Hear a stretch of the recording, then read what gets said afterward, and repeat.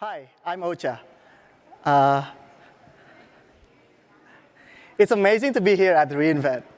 In the past 3 days, I've learned a lot from the sessions, mixers, and fellow startups on how they're developing AI. So in this session, it's time for me to contribute on our learnings in scaling GenAI in the real-world healthcare. So this is the agenda for today.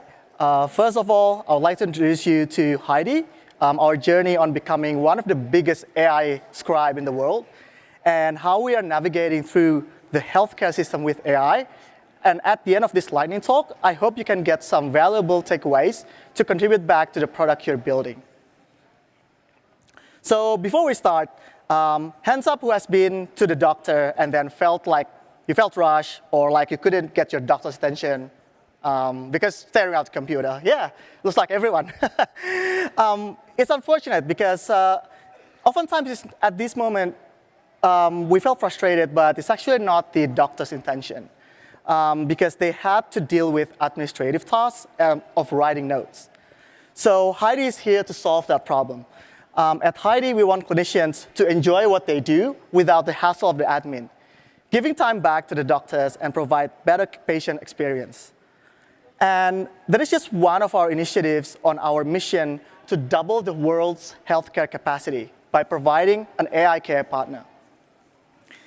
So here's Heidi in action. So imagine you're a doctor, and you're currently having a consultation session with a patient.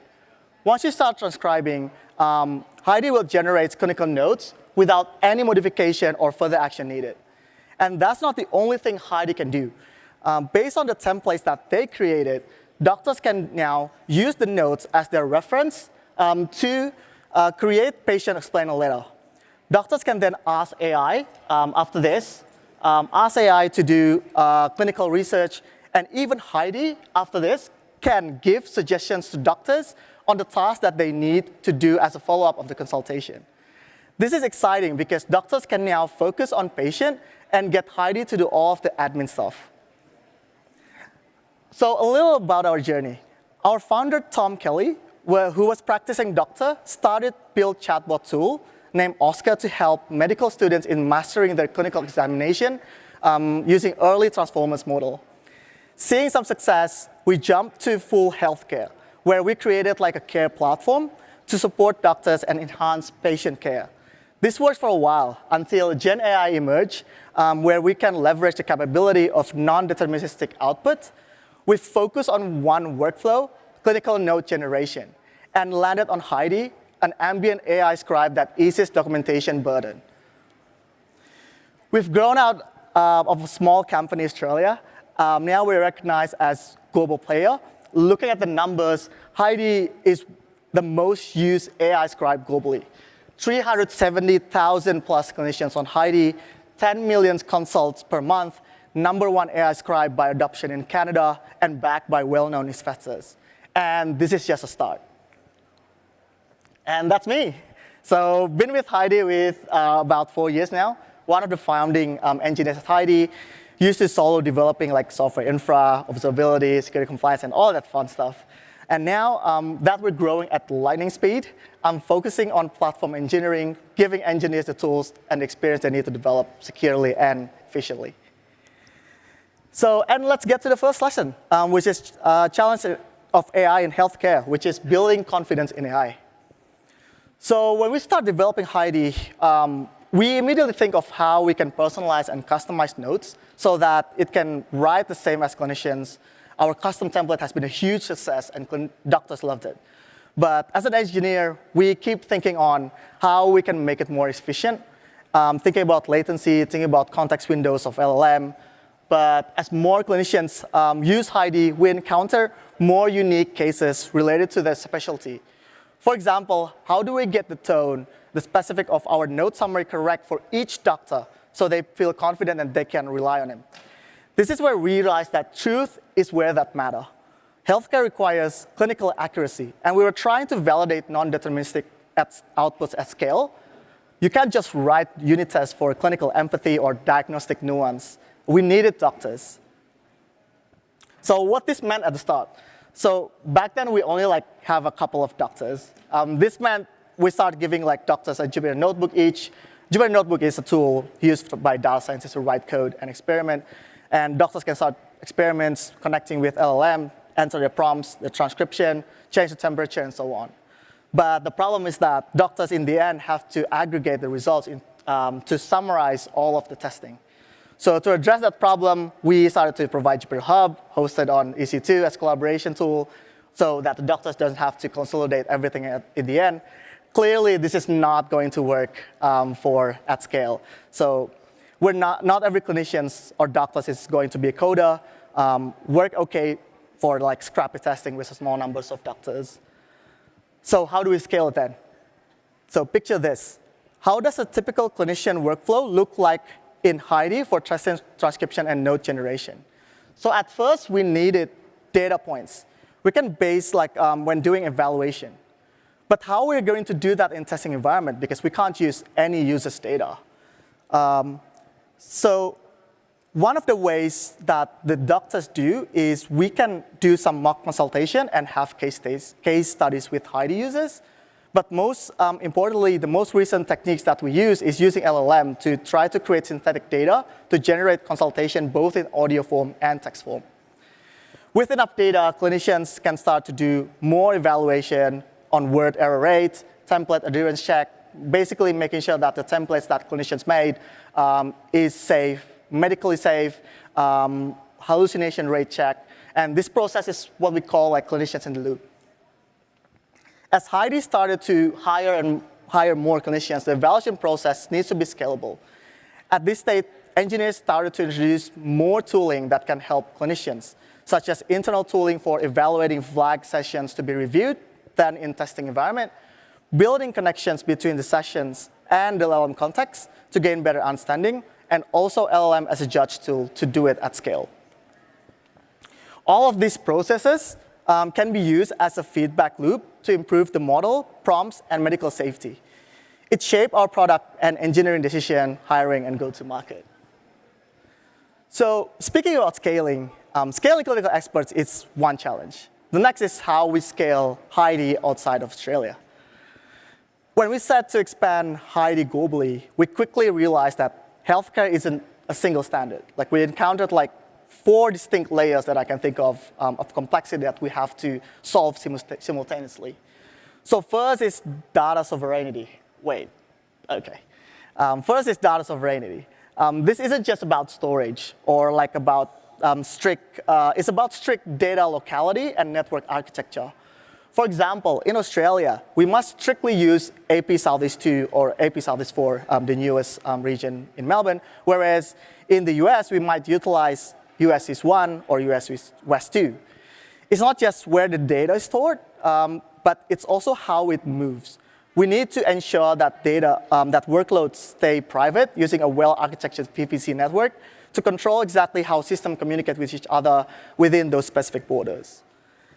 And the second is model availability. If you're building solely for US, it's relatively easy because models are available everywhere here in the US. You can pick almost every provider. But the moment you try to expand to new regions, that luxury disappears. We suddenly had to think about other options because the models we wanted simply just not available or not compliant in those local zones. And third is medical reality itself. A GP appointment in Australia looked very different from primary care visit in New York. It's not just about the accent. It's training, consultation flow, and the medical terminology. Heidi has to adapt to these nuances to capture the consultation accurately. And finally, we are building on a shifting sand. GenAI is a new frontier that is actively influencing the regulatory space. Navigating different regions means managing different compliance requirements simultaneously. This isn't just a legal headache. It directly affects our product roadmap, our engineering decisions every single day. So facing these 4 massive hurdles, we had to architect a solution that could handle them all. So how did we actually meet these challenges from a technical perspective? The answer lies in standardization. So we need to make sure all of our infrastructure in AWS is standardized across every single region. We utilize infrastructure as a code to ensure that our deployment is consistent. This gives us a flexible architecture that allows us to easily deploy into new region without reinventing the wheel. Essentially, we treat new regions as plug-and-play templates. You'll notice that there is an EKS clustering diagram. It's a bit small, so I'm going to make it quite big over there. This is central to our strategy for model availability. When we're talking about immediate availability, we're entering new regions. We use LLM providers that are already available and compliant in that designated region, like Amazon Bedrock. This solves immediate cold start problem. However, in the long term, it is imperative for us to have infrastructure that can support self-hosted models. This is where EKS shines, since AWS EKS supports most of the global regions. Once we have our infrastructure template ready, we can serve our own inference models everywhere. This hybrid approach, Bedrock for speed and EKS for control, solves the model availability globally. But as I mentioned earlier, healthcare isn't just code, right? It's people. Once the technical pipes has been laid, we still face the massive non-technical hurdle, which is building trust. Trust starts with speaking the language. And I don't just mean French, Spanish, I mean medicine. We hire clinician ambassadors in every region we operate in. These are doctors who believe in Heidi mission and provide specific on-the-ground support. These aren't just consultants. They provide specific support to ensure Heidi can speak local medical dialect.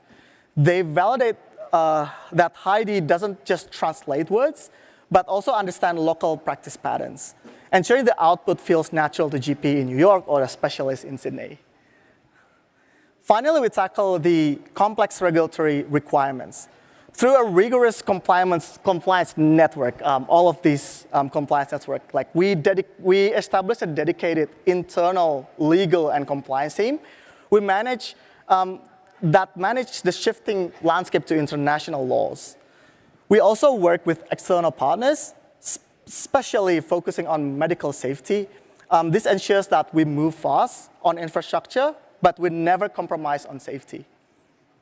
By combining this plug and play, technical architecture with human in the loop, trust strategy, we're able to scale globally while staying local. So if there is one thing that I want you to walk away with today, is that technology alone isn't the product. What made Heidi successful was the release of foundational model, but what made us successful was the pivot. We moved from the broad care platform that tried to do everything to focusing on a single workflow that brings immediate tangible value to doctors. Don't try to boil the ocean, just solve one painful problem perfectly.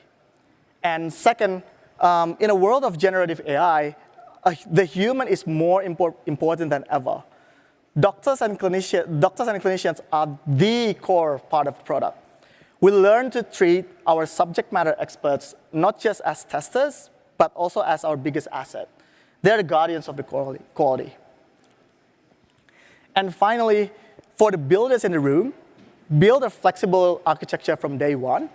This isn't just about code quality, it's about business survival. It is this flexibility that allows us to respond to changing regulatory environments and expand into new regions with completely different requirements. Your architecture should be an enabler of expansion, not a bottleneck. And that's about it. I hope you learned one or two things from our journey. And if you're interested in building the future of healthcare or have any questions about Heidi, I'd love to chat. You can find more on the left QR link. You can find more about Heidi on the left QR link, and you can find me on LinkedIn on the right QR link. And thank you.